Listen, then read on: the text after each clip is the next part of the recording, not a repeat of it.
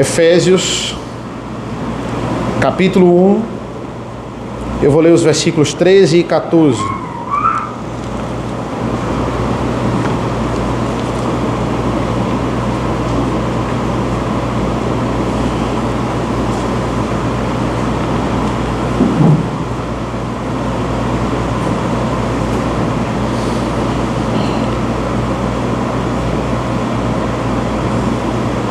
Assim diz a palavra do Senhor: nele também vocês, depois que ouviram a palavra da verdade, o evangelho da salvação, tendo nele também crido, receberam o selo do Espírito Santo da promessa.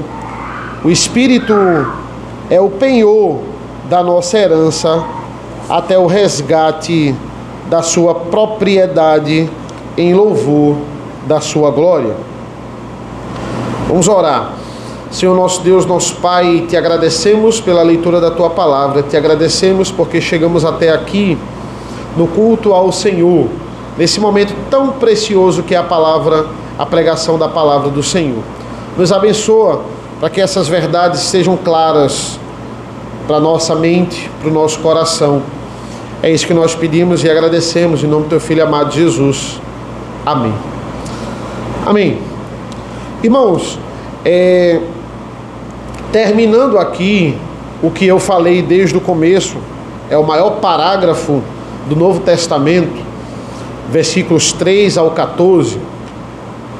Essa é a parte que eu li, 13 e 14, que fala sobre o Espírito Santo. Na verdade, concluindo essas 3 exposições sobre a Trindade, mesmo a gente esmiuçando aqui, e outro pastor vindo pregar também sobre isso aqui, a gente nunca vai conseguir adentrar na profundidade e na importância, né? Na verdade, a gente não vai conseguir compreender por completo o que é, né, todas as ramificações, digamos assim, e as funções da Trindade. Nós sabemos que é um só Deus em 3 pessoas e não existem 3 deuses, continua sendo um só Deus. E também não são 3 compartimentos de Deus, ainda assim é um só Deus em 3 pessoas, 3 personalidades, com funções próprias, ainda que absolutamente harmônicas. Essa é a Trindade. Não há nenhuma discussão na Trindade. Não há nenhuma divisão na Trindade, onde o Pai acha uma coisa e o Filho acha outra, e aí vamos votar. Vamos fazer o Espírito Santo desempatar essa discussão, essa divergência que está acontecendo. Não. Todos pensam igual. Eles têm o mesmo propósito. O Pai sempre foi o Pai. E o Filho sempre foi o Filho. O Pai nunca deixou de ser Pai. Nunca teve um momento em que o Pai não era Pai. E nunca teve um momento em que o Filho não era Filho. Até 2020, eu não era pai. Vocês conheceram, a maioria de vocês conheceram Eduardo, que não era pai. Até 2020 eu não era. O pai não. Nunca teve um momento em que ele não foi pai. Não foi pai do filho. E o filho também nunca deixou de ser filho. Antes de 2020, Isabel não existia. Então, ela não era filha porque ela não existia. Agora ela existiu e já nasceu filha. O filho não. Não teve um momento em que ele se tornou filho, em que ele existiu. O pai sempre foi o pai e o filho sempre foi o filho. E o Espírito Santo? O Espírito Santo procede eternamente do Pai e do Filho. É uma eterna processão, digamos assim.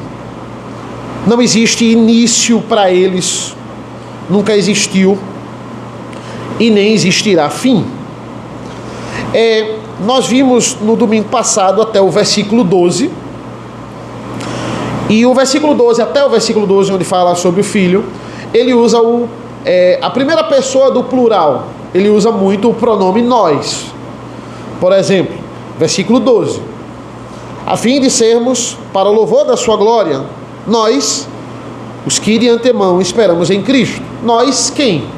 Os eleitos. Somos nós. Então, ele sempre está usando essa primeira pessoa do plural, nós. Então, está falando dos eleitos.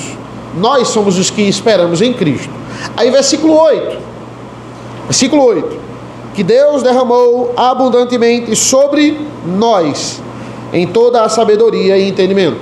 Nós. O que foi que Deus derramou abundantemente sobre os eleitos? A graça.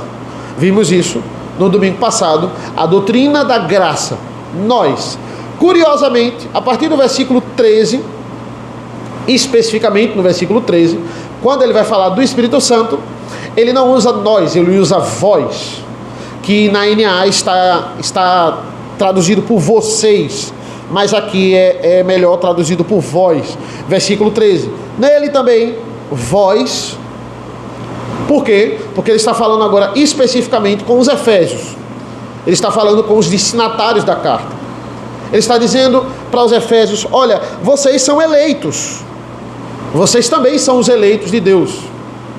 Nele também, vós, depois que ouviram a palavra da verdade, o evangelho da salvação, tendo nele também crido, receberam o selo do Espírito Santo da promessa. Então, o que é que esses versículos finais respondem? Eles respondem a seguinte indagação: se a eleição pertence ao Pai, se a graça pertence ao Filho, o que pertence ao Espírito Santo? O que pertence ao Espírito Santo? Resposta: ao Espírito Santo pertence a confirmação da obra de Deus naqueles que Deus escolheu e naqueles que Cristo redimiu. É a confirmação que é a função determinada ao Espírito Santo. Ele aplica em nós esse evangelho. Vimos no domingo passado, versículo 10, que na plenitude dos tempos, Cristo encarnou. Quando ele está falando aqui no versículo 10 de plenitude dos tempos, ele está falando da encarnação de Cristo. Então, eu disse a vocês, né? É quando o último grãozinho lá da areia, da ampulheta desceu, está tudo num lado só, o tempo está pleno, a plenitude dos tempos está completo.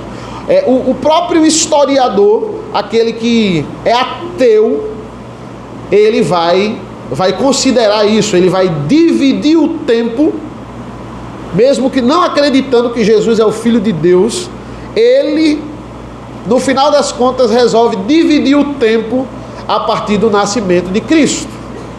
Ele olha para Cristo e fala: não, era um rapaz simpático, era um rapaz bom, era um homem que pensava muito nos pobres, certo? O historiador ateu, ele acha que Cristo foi um líder de um movimento social, mas ele divide o tempo, assim como nós cristãos. Ele entende: olha, isso aqui foi um marco, a plenitude dos tempos. Então, nisso o verbo se fez carne. Ele é o centro da história da humanidade. Mas de nada adianta dividir o tempo no nascimento de Cristo. De nada adianta reconhecer ele existiu. De nada adianta você só entender que Jesus viveu aqui. Esse evangelho, ele precisa adentrar no seu coração. Ele precisa fazer parte da sua vida. Você precisa aplicar esse evangelho na sua vida. De nada adianta só saber a história bíblica. Você precisa viver a história bíblica. E essa é a função do Espírito Santo. Ele vai aplicar no seu coração essa história. Essa história não vai ser uma mera história para você e para mim. Ele lhe assegura da certeza de que o que aconteceu aqui, desses relatos aqui, eles são realidades imutáveis em nossas vidas. E mais, a função do Espírito Santo é morar em nós, é acampar em nós. Então, eu posso dizer, consequentemente, que se o Espírito Santo está acampando em nós, Deus está acampando em nós e o Filho está acampando em nós, porque eles estão sempre juntos. O Espírito Santo, ele tem essa preciosa função de habitar em nós. E o que é que Paulo está fazendo aqui nos versículos 13 e 14? Ele está relembrando da conversão dos Efésios. Como vocês foram convertidos? Como foi o processo de conversão de vocês? E, consequentemente, é o nosso processo de conversão. Quando Paulo está falando aqui com os Efésios, ele não está falando aqui só com os Efésios. Ele só mudou aqui da primeira pessoa do plural para a segunda pessoa do plural por uma questão de estilo. É mais uma questão de estilo aqui. É porque agora ele quer falar diretamente com os destinatários da carta. Mas aqui é claro que ele está falando de nós também. Ele continua falando de nós, assim quando ele falou do Pai e quando ele falou do Filho. O Pai, estudamos na doutrina da eleição, ele derrama o seu decreto para nos eleger. Ele decreta para nos eleger. Essa é a bênção do Pai. A bênção do Filho é a doutrina da graça. Então, qual é a bênção do Espírito Santo? É o que nos diz o versículo 12. É muito interessante porque enquanto o 6 é uma transição do Pai para o Filho, ele está concluindo o Pai e iniciando o Filho. O 12 é uma transição do Filho para o Espírito Santo. É o mesmo modelo aqui de escrita. Olha o que aqui diz o 12. A fim de sermos para o louvor da sua glória, nós, os que de antemão esperamos em Cristo. Quem somos nós? Os eleitos. Os eleitos esperam em Cristo. Então, eu queria pegar esse verbo esperar. Esse verbo esperar, ele tem muito a ver com a palavra esperança. Aquele que acende a nossa esperança. E é o que nós precisamos exercitar aqui na terra. Do mesmo jeito que a gente precisa exercitar o amor e a fé, nós precisamos exercitar também a nossa esperança. E pouco se fala em como exercitar a nossa esperança. A certeza da salvação, a certeza de que vamos para o céu. Esperança é a virtude do Espírito Santo. Se eleição é a virtude do Pai e graça é a virtude do Filho, esperança é a virtude do Espírito Santo, porque ele nos dá a esperança de olharmos para o futuro e entendermos no futuro, assim como no presente, nós vamos estar e nós estamos com Cristo. Ora, veja se não é isso que Paulo fala lá em Romanos 8. Romanos 8, ele diz assim: aquele que não poupou o seu próprio Filho, mas o entregou por todos nós, como não nos dará? Olha, ele falou do passado, ele fez a sua obra, ele se entregou por nós, futuro. Como não nos dará graciosamente todas as coisas? Veja, Deus fez a parte difícil, enviar seu Filho para morrer por nós. Difícil não para ele, difícil para a gente. Difícil para a gente não, impossível para a gente. Impossível. Nós não realizaríamos isso. Ele fez. Por que ele não vai completar? Se ele iniciou a obra, por que ele não vai completar? Se ele fez a parte mais difícil, impossível para a gente, por que ele não vai fazer agora a parte mais fácil? Como não nos dará graciosamente todas as coisas? Agora ele precisa nos guardar e estar conosco eternamente. E isso ele fará. Esse é o futuro. É por isso que aqui na terra o Espírito Santo nos dá força, nos dá capacidade para exercitarmos a nossa esperança. E esperança não há dúvida, irmãos, não há dúvida. Veja, esse ano eu tenho esperança que eu vou ler mais a Bíblia, eu vou orar, eu tenho esperança de me dedicar mais à minha família. Eu tenho esperança de terminar um projeto lá no trabalho que eu estava lá, todo ano eu prometo isso, esse ano eu tenho esperança de terminar. Isso é uma esperança de tomara que aconteça, né? Olha, tomara que isso aconteça, tomara que eu consiga. Essa não é a esperança da volta do Filho. Essa não é a esperança da glorificação. A esperança da glorificação e de que vamos estar com Cristo é uma certeza. Vai acontecer. Não é tomara que aconteça. Tomara que a Bíblia esteja certa. Essa é a certeza da salvação. E assim como tivemos 5 pontos para falar da eleição, 5 pontos para falar da graça, temos também 5 pontos claríssimos aqui para falar da esperança, da função do Espírito Santo. 3 pontos no versículo 13, 2 pontos no versículo 14. Primeiro ponto, nele também, depois de ouvirem, veja, qual é o processo da conversão? Você ouve a palavra da verdade, depois você crê na palavra da verdade, depois você recebe um selo, você recebe o selo, na verdade, do Espírito Santo da promessa. 3 pontos, versículo 13. Você ouve, você crê, você recebe o selo. E 2 pontos no versículo 14. O que é que o Espírito Santo se torna na sua vida? Ele é o penhor da nossa herança até o resgate da sua propriedade. 4º ponto. O Espírito Santo é o penhor. E por último, em louvor da sua glória. Do mesmo jeito que foi na eleição e na graça. Termina no louvor da sua glória. 5 verbos: ouvir, crer, selar, penhorar e glorificar. São esses 5 verbos que nós vamos ver, e nele temos expressões profundas e teológicas ao longo de toda a Escritura. Primeiro ponto, devemos ouvir a palavra da verdade. Sabemos que tudo começa no ouvir. Tudo começa você ouvindo. Você precisa ser alcançado pela palavra de Deus. Deus decretou, o Filho redimiu.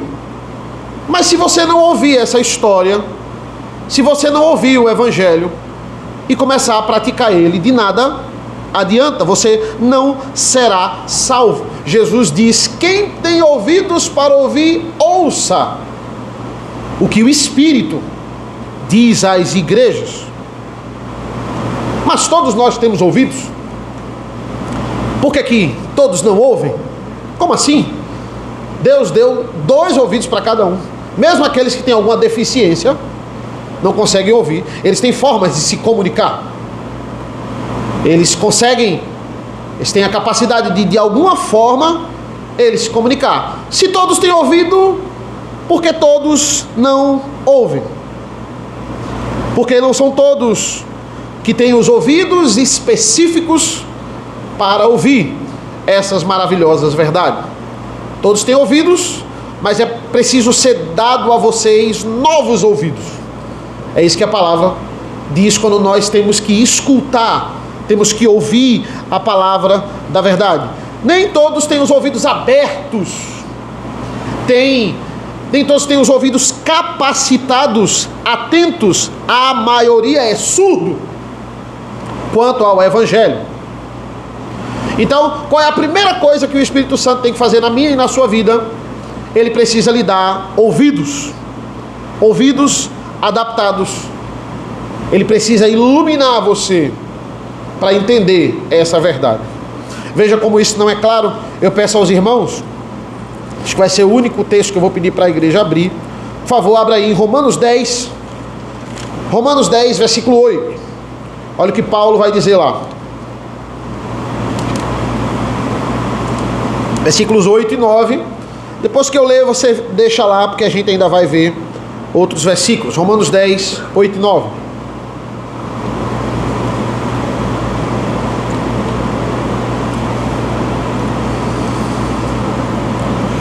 Diz assim a palavra do Senhor: porém o que se diz, a palavra está perto de você, na sua boca e no seu coração, isto é, a palavra da fé que pregamos. Se com a boca você confessar Jesus como Senhor, e em seu coração crer que Deus o ressuscitou dentre os mortos, você será salvo. Você só confessa aquilo que você ouviu. Não tem como confessar se você não ouviu a palavra da verdade. Você ouve, você confessa, você crê. Olha os passos que ele está dizendo aqui. Na verdade você ouve, você crê, você confessa. Para você confessar, você precisa ouvir. Versículos 14 e 15. Como, porém, invocarão aquele em que não creram? E como crerão naquele de quem nada ouviram? E como ouvirão se não há quem pregue? Olha, você precisa ouvir. Você precisa que alguém pregue. E aquele que prega precisa ter ouvido de alguém. É isso que é a cadeia da pregação do Evangelho. Versículo 15. E como pregarão se não forem enviados? Como está escrito, quão formosos são os pés dos que anunciam coisas boas. Ele está estabelecendo uma sequência. É preciso que as pessoas sejam enviadas e essas pessoas preguem e o outro ouça, e depois de ouvir é que ele vai crer. Ele só vai crer depois que ele ouvir. Mas para ele ouvir, ele precisa de um ouvido específico. Ele não ouve por ele mesmo. O que é que ele está dizendo aqui? Olha, ninguém se auto-envia. Ele é enviado. Ninguém percebe o Evangelho é a salvação. Ninguém tem essa conclusão por si mesmo. É dado a ele um ouvido novo para ele ouvir e entender. Depois de entender, crer. Depois de crer, confessar. Depois de confessar, ir pregar. E outra pessoa fazer a mesma coisa. É uma cadeia de conversão. Aí ele conclui, versículos 16 e 17, Romanos 10. Mas nem todos obedeceram ao Evangelho, pois Isaías diz: Senhor, quem creu em nossa pregação? 17. E assim a fé vem pelo ouvir, e o ouvir pela palavra de Cristo. A fé vem pelo ouvir, e o ouvir pela palavra de Cristo. A Revista Atualizada, ela suprimiu esse verbo ouvir daqui, coisa que a NA já corrige. Porque na Revista Atualizada está: a fé vem pela pregação, e a pregação pela palavra de Cristo. Ele tirou o verbo ouvir. A NA coloca de volta. No original está ouvir, a NA coloca. Por quê? Porque é importantíssimo ele entender que a fé vem pelo ouvir. Você precisa ouvir. Lembre-se de Jesus na passagem com Lázaro. Jesus chega lá e Lázaro morreu já. 4 dias morto. Marta chega para Jesus e diz assim: mestre, se o Senhor tivesse chegado antes, meu irmão, ele não teria morrido. Aí Jesus faz o quê?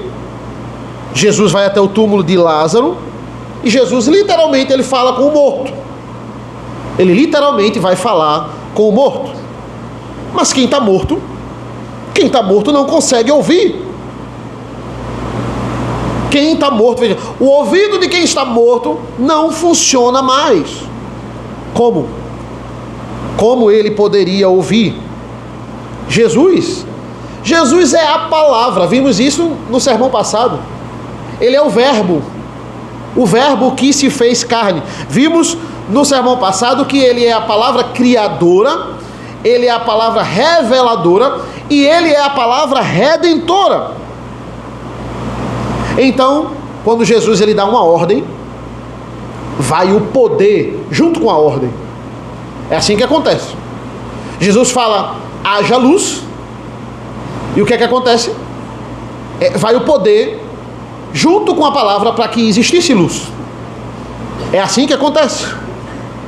Então, quando ele diz Lázaro vem para fora, juntamente com a palavra vai o poder para ressuscitar Lázaro.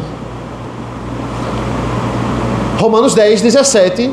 Então a fé vem pelo ouvir, e o ouvir pela palavra de Cristo. O ouvir vem pela palavra de Cristo. Quando Cristo nos chama, muda algo dentro de nós. Nós começamos a ser transformados por dentro. E quem nos transforma, essa é a função do Espírito Santo. Ele muda algo dentro de você. Veja, irmãos, tudo que a gente viu do início de Efésios até agora eram bênçãos externas. Deus escolheu você, uma bênção, mas escolheu você sem você nem ter existido. Você nem existia quando Deus escolheu você. Jesus morreu por você, morreu. Mas isso aconteceu há quase 2000 anos atrás. Vocês... ninguém aqui nem era nascido. E as pessoas que estavam nascidas e eram salvas naquele momento lá, aquilo ali também aconteceu externo a elas. Não dependeu da ação delas. Aquilo ali foi externo. Mas esse é o primeiro momento que agora o Espírito Santo passa a adentrar dentro de nós. O Espírito Santo ele nos acorda, ele nos dá ouvidos especiais e adaptados. É por isso que Paulo vai discorrer sobre isso. Nós vamos ver isso no capítulo 2. Olha só o versículo 1 do capítulo 2 de Efésios. Ele lhes deu vida quando vocês estavam mortos em suas transgressões e pecados. Ele está dizendo assim, ele deu vida quando você estava muito doente. Não. Ele deu vida a você quando você estava em coma. Ou quando você estava semi-morto. Não. Ele deu vida, assim como Lázaro, quando você estava morto. Essa capacidade de ouvir, meus irmãos, tem que ser dada aos eleitos antes da pregação. Antes da pregação, você já tem que estar com os ouvidos novos para ouvir a pregação. Se Deus não der os ouvidos a quem está morto, estamos mortos. Não vai adiantar. Eu posso passar aqui a semana toda preparando um sermão, semana toda estudando. Se você não tiver o ouvido específico, você não vai entender, você não vai conseguir aplicar. Veja como essa é uma obra 100% monergista, 100% divina, parte de Deus, 100% de Deus. Essa é a obra do Espírito Santo também. O que Jesus fala após ressuscitar Lázaro, ele diz, eu sou a ressurreição e a vida, quem crê em mim, ainda que esteja morto, viverá. Jesus, quando ele fala isso, ele não está falando apenas da ressurreição final, ele está falando da ressurreição final, mas ele está falando também da nossa conversão, porque nós estávamos mortos, nós não podemos ouvir porque estamos mortos, mas nós ressuscitamos com a voz de Cristo. Ressuscitamos espiritualmente. Devemos ouvir o quê? O versículo 13 nos diz, nós ouvimos a palavra da verdade, vírgula, o evangelho da salvação.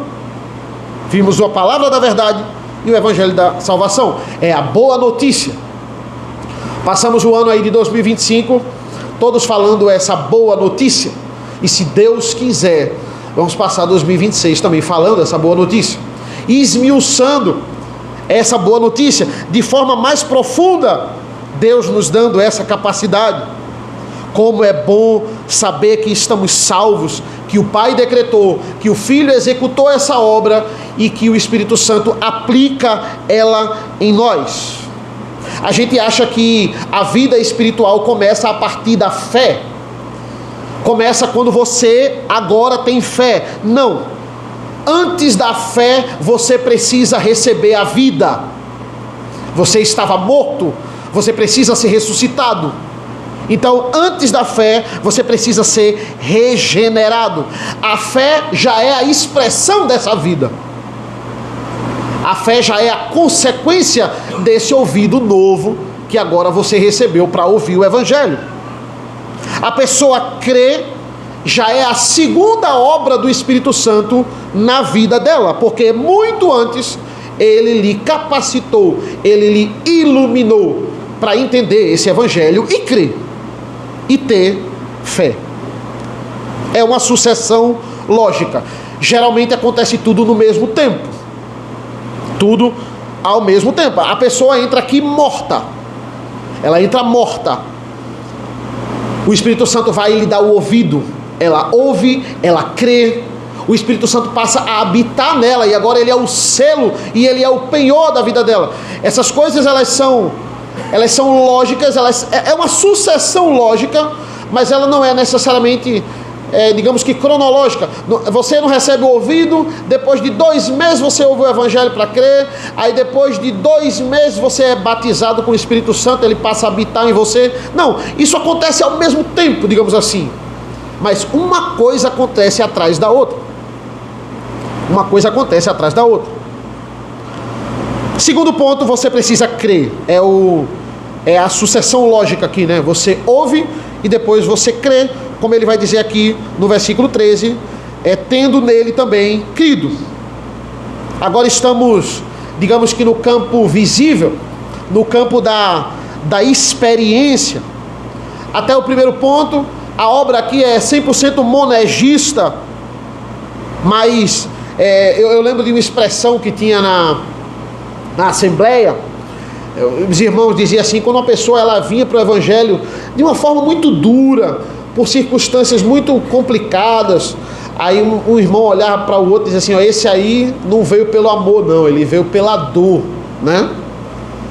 Se não vem pelo amor, vem pela dor, né?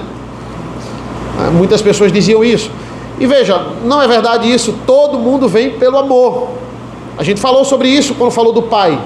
A motivação do Pai em nos salvar é o seu amor incondicional, o seu profundo amor, que nós não podemos medir. É sempre pelo amor. Agora, Deus pode usar circunstâncias de dor para nos atrair. Ele pode fazer isso. Ele faz isso com muitos personagens da palavra de Deus. Paulo, por exemplo, é um deles. Mas é sempre com amor, irmãos. Deus chega para Israel em Jeremias 31 e ele fala, com amor eterno eu te amei. Com amor eterno eu te amei, e continua, por isso com benignidade te atraí. Essa atração de Deus, a teologia, os calvinistas chamam de graça irresistível. Não tem como você negar. Se você negou, você disse não, você não foi chamado. Porque aquele que é chamado não nega, ele não tem esta capacidade de olhar para o Evangelho, ser chamado e dizer não vou. Quem não é chamado, né, quem disse que negou, que resistiu, é porque não resistiu coisa nenhuma, ele nunca foi chamado. Lembre de outra passagem de Jesus com Zaqueu. Deus chega para Zaqueu, que estava lá em cima da árvore, e ele diz, Zaqueu, desce depressa, porque hoje preciso ficar na sua casa. E o que é que Zaqueu faz? Imediatamente ele obedece Jesus. Ele obedece Jesus. Por quê? Porque Zaqueu já estava com os ouvidos adaptados para identificar a voz do Mestre. A fé vem pelo ouvir. Não tem como Zaqueu negar a ordem que Deus deu a ele. É um convite irrecusável. 2 reações que a gente pode ver na história de Zaqueu sobre a conversão duas reações que nós temos quando o Senhor nos chama nesse convite irrecusável: fé e arrependimento. Zaqueu mostrou fé quando recebeu Jesus, quando atende a voz de Jesus, quando está no pé da árvore e chama ele. Quando ele recebe o mestre, ele está demonstrando fé. E arrependimento é quando Zaqueu, dentro da sua casa com Jesus, ele vai dizer assim: Senhor, eu vou dar a metade dos meus bens aos pobres. E se eu extorquir alguma coisa de alguém, eu vou restituir 4 vezes mais. Zaqueu era um publicano e ele extorquia muita gente. Então, com essa fala, ele mostra o quê? Arrependimento dos seus atos. Por isso que logo em seguida Jesus olha para ele e fala: hoje houve salvação nessa casa, pois também este é filho de Abraão. São duas reações: fé e arrependimento. O pesar pelos pecados é o arrependimento, e a fé é a certeza de que o Evangelho é suficiente para nos salvar. É o que os reformadores também chamam de justificação pela fé. Você não tem como entrar nessa modalidade justificado por obras, porque a única coisa que a sua obra faz depois do pecado é atestar a sua condenação. Então agora Cristo vem e você vai entrar na modalidade justificado, mas não por obras. Ele troca, agora vai ser pela fé na obra maior, na obra do Filho, na obra perfeita do Filho. Ele vem nos salvar pela fé. Esse é o momento em que somos registrados na família de Deus. É quando nós reagimos ao seu chamado. Nós somos aceitos, digamos assim. Todos aqueles que reagem, se não reagem, é porque ele não chamou. É o momento em que Zaqueu, ele desceu da árvore, porque Jesus chamou. Olha, Jesus chama antes, e aí depois ele obedece. Esse é o momento em que nós entendemos que ele é adotado como filho. A adoção vem nesse momento. Adoção não é uma palavra que aparece, por exemplo, nesse texto aqui de Efésios, mas em outras passagens, quando fala sobre conversão, também é um dos estágios, é a adoção. Você passa a se filiar, né? Você vai se filiar à família de Cristo, e isso é a adoção. E aí, consequentemente, você recebe uma marca, e essa marca é um selo. O selo do Espírito Santo. Esse é o nosso terceiro ponto. Tendo nele também crido, segundo ponto. Terceiro ponto, receberam o selo do Espírito Santo da promessa. Somos selados com o Santo Espírito da promessa. Mas entenda, Paulo está dizendo aqui que você não tem um selo específico que o Espírito Santo vem e coloca em você. Uma marca que você tem, essa é a marca da salvação. Não, ele é o próprio selo. A ideia é essa. Ele é o próprio selo. O Espírito Santo é o selo. E como? Como é que você tem o selo? Ele passa a habitar dentro de você. Esse é o selo, essa é a marca. O Espírito Santo agora passa a habitar dentro de você. Nesse exato momento, nós somos selados. Essa é a hora que você é batizado com o Espírito Santo. Vou falar mais uma vez dos assembleanos, né? Eles acreditam que quando você se converte, porque ele acredita que você se converte, você escolheu estar com Cristo, você recebe a primeira bênção, que é a conversão. Ele chama de primeira e segunda bênção. Primeira bênção, conversão. Segunda bênção, ser batizado com o Espírito Santo. Está separado. Então, você é convertido, você se converte, né? Ele acha que você se converte. E aí, não são todos que recebem a segunda bênção. Só que recebem a segunda bênção são aqueles mais espirituais, digamos assim. Todo mundo que recebeu a primeira bênção, agora deve buscar receber a segunda, que é ser batizado com o Espírito Santo. Que é o que para eles? Falar em línguas. Línguas estranhas. Manifestação de falar em línguas as línguas dos anjos que eles dizem, isso para eles é ser batizado com o Espírito Santo. E quem consegue isso são aqueles mais espirituais. O que é que eu devo fazer para ser batizado com o Espírito Santo na visão deles? Orar mais, me consagrar mais, buscar mais a Deus. Veja que tudo parte de você. Assim como a primeira bênção partiu de você, a segunda também parte de você. Pode acontecer casos extraordinários que a pessoa lá, no momento da conversão, ela começa a falar em línguas também. São casos extraordinários. Mas geralmente, você precisa buscar. É você que tem que conseguir isso. Mas o que é que o apóstolo Paulo está nos dizendo, irmãos? Nesse exato momento aqui, nós recebemos o selo. Logo depois você ouvir, de você receber o ouvido específico, você crê na palavra da verdade, imediatamente você já recebe o selo. No momento da conversão, ou seja, é uma sequência lógica, mas ela não é cronológica. Tudo meio que acontece aqui ao mesmo tempo. Ao mesmo tempo. É o mesmo Deus que através de Cristo disse: haja luz.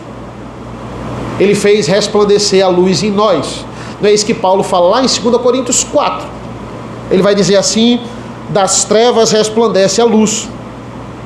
Porque Deus que disse: das trevas resplandece a luz, Ele mesmo resplandeceu em nosso coração para a iluminação do conhecimento da glória de Deus na face de Jesus Cristo. O mesmo Deus que disse: haja luz lá na criação, é o Deus que faz resplandecer a luz dentro de nós, a iluminação, para eu poder glorificar a Deus na face de Jesus Cristo. O que é que isso implica para nós? O ímpio lê a mesma coisa que você. Ele pode ter a mesma Bíblia que a sua, mas quando ele lê, ele não consegue encontrar lógica nisso aqui. Quando você lê, você começa a ver a sua vida e a confrontar a sua vida com a palavra de Deus. Você olha para a palavra de Deus e diz assim: é lógico que isso aqui é verdade. Como é que as pessoas não enxergam isso? O ímpio, ele lê o mesmo livro que você. E ele lê, tem ímpio que lê mais do que você, que estuda mais do que você, só para criticar a Bíblia, porque ele acha isso aqui uma loucura, uma ignorância. Ele vê um Deus tirano aqui. Vocês creem num Deus tirano? Você crê num apóstolo machista, que é o apóstolo Paulo? Ele não consegue encontrar lógica, porque não parte de nós. O pontapé inicial, ele não é nosso. Na verdade, toda a obra é de Deus. O Evangelho é salvação, é poder de Deus para todo aquele que crê, para a salvação de todo aquele que crê. E aquilo que Deus selou, olha o termo que ele está usando aqui, ele está na modalidade dos correios, né? Está falando de selo numa carta. Aquilo que Deus selou, homem nenhum abre, anjo nenhum abre, demônio nenhum abre. É o selo. Pense num selo. Naquela época, o selo era algo muito importante. Hoje a gente nem manda carta. Naquela época, o único meio de comunicação era carta. Então pense nisso. Um rei manda uma carta para um destinatário. Se essa carta está deslacrada, o selo chegou no destinatário e ela está aberta, aquela carta não tem mais valor nenhum. Por quê? Porque o conteúdo daquela carta pode estar totalmente comprometido. A pessoa pode ter tirado, colocado outra carta. Então, o selo do rei, poxa, eu tenho um selo com um símbolo real. Essa carta é para mim. Ela está lacrada, ela está com o selo está intacto. Então, o conteúdo da carta não foi danificado.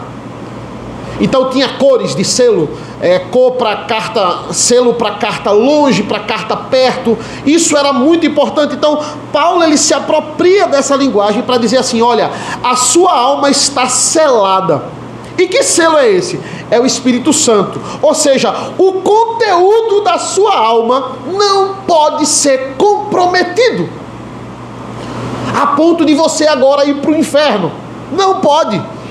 Porque você está com o Espírito Santo no conteúdo da sua alma. O seu selo é o Espírito Santo. Não tem como ele ser deslacrado. Não tem como ele ser comprometido. Não tem como ninguém adentrar na sua alma e lhe roubar de Cristo. Essa é a aplicação. É a perfeição da obra de Deus. Isso nos dá a certeza da salvação, porque olha a qualidade do selo. É um selo real. É um selo divino. É o Espírito Santo. É por isso que Paulo chega em Romanos 8, ele vai dizer assim: não tem jeito, nada pode lhe separar do amor de Deus. Você não está entendendo.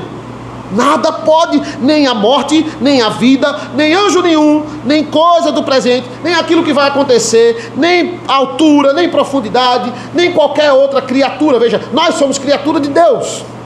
Você é criatura de Deus. Ele está dizendo: você não consegue separar você de Deus. Você também é uma criatura de Deus.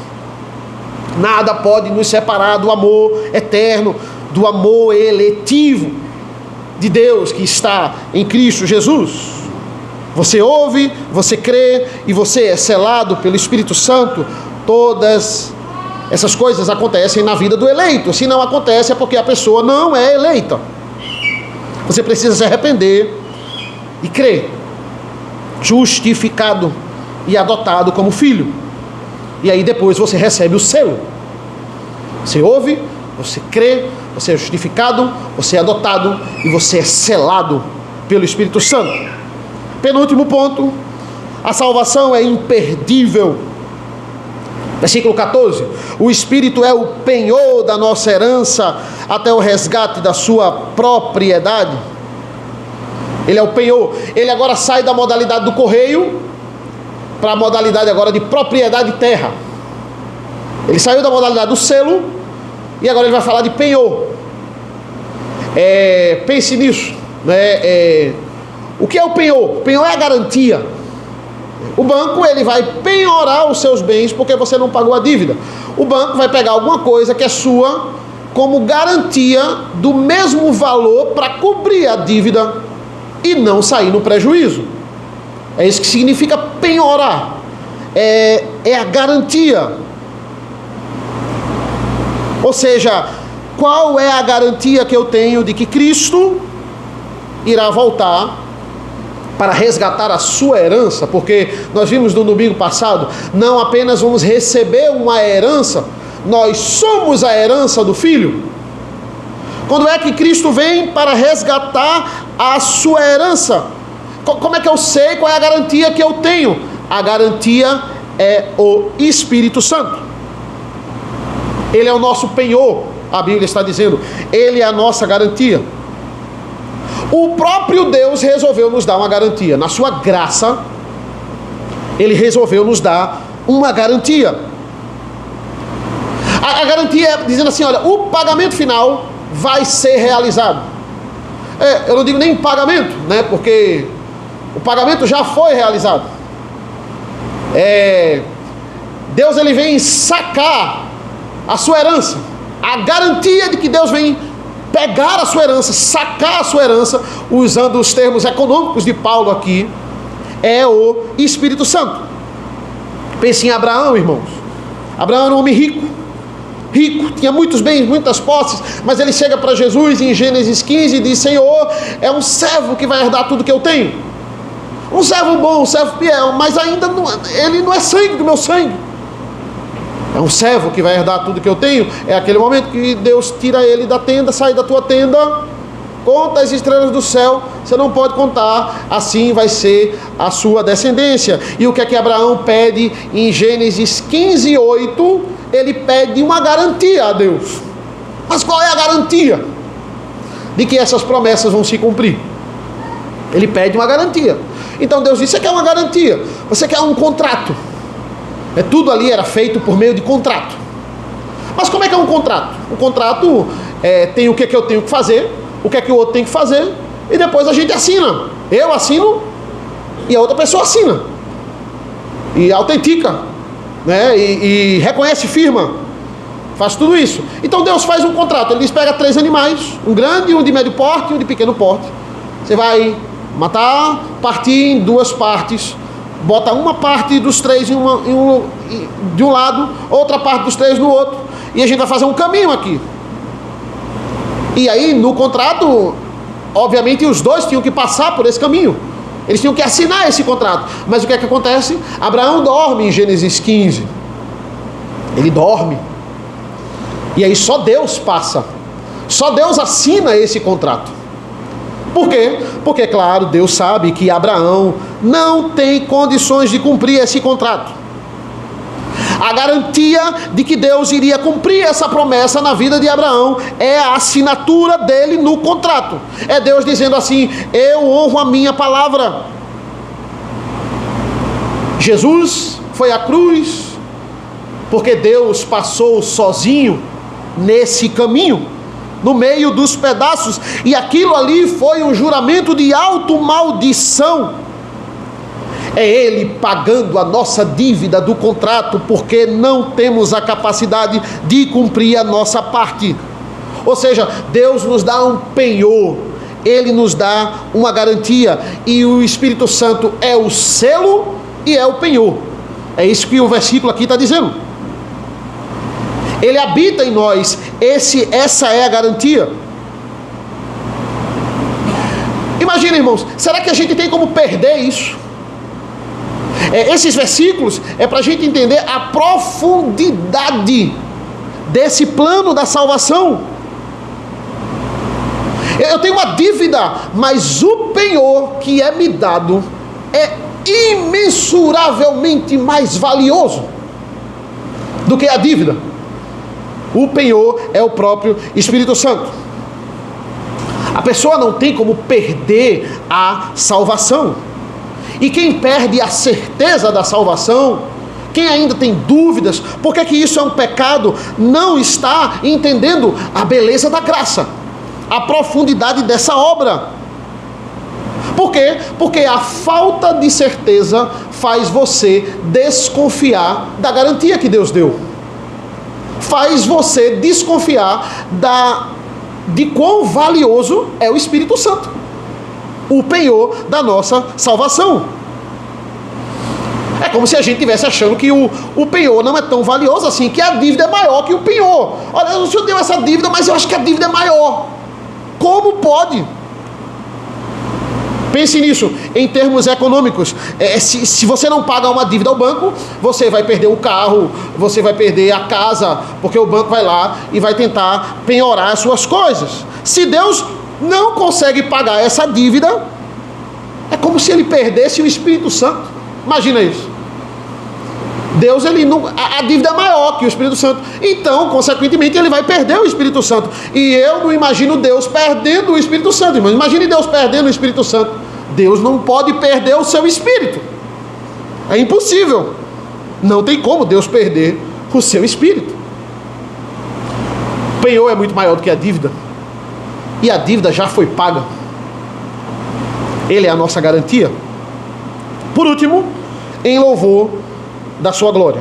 Então, o último estágio é o mesmo estágio da eleição, é o mesmo último estágio da graça de Deus.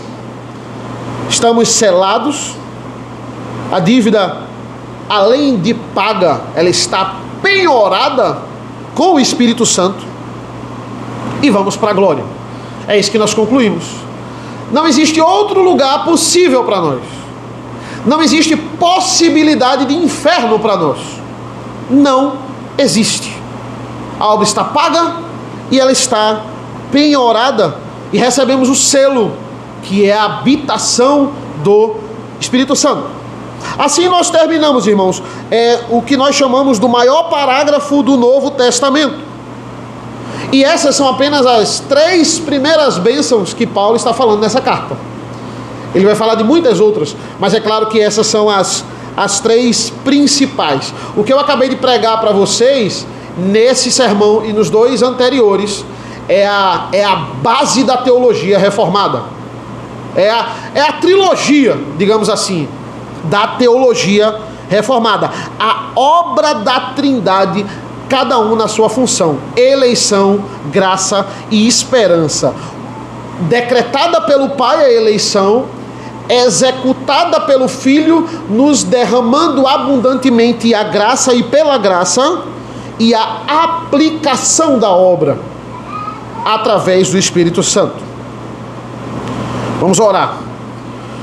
Senhor nosso Deus, nosso Pai, nós te agradecemos por essa pregação, te agradecemos por esse culto, te agradecemos em primeiro lugar pelo teu evangelho, como ele é profundo, como ele fala aos nossos corações. Abençoa as nossas vidas ao longo desse culto, abençoa o nosso dia, nos dá um dia tranquilo.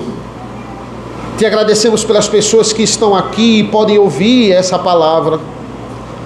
Te pedimos pela nossa escola dominical, que seja eficaz também na aplicação e no aprendizado do Evangelho. Te pedimos pelo nosso culto à noite, que as pessoas que não puderam vir pela manhã, elas venham à noite e elas possam desfrutar da pregação da Tua Palavra, de orarmos nesse momento solene, como é importante, de participarmos do Teu sacramento, mais uma vez, pela primeira vez nesse ano. Que bênção ser com as nossas vidas, que nós possamos recuperar cada vez mais, vivifica em nós a certeza da salvação, porque o Teu Espírito é o selo, é o penhor. O Senhor, um dia de graça, além de nos derramar a graça comum, nos deu ouvidos, porque estávamos mortos. Deu ouvido ao morto, e ele creu, e fomos adotados, e fomos regenerados pelo Senhor. E agora temos a habitação do Espírito Santo. Glorificado seja o Teu nome por isso. Nos abençoa nesta manhã, ser conosco. Em nome do Teu Filho amado Jesus. Amém. Amém, meus irmãos. Vamos ficar de pé. Vamos louvar ao Senhor. O Salmo 128.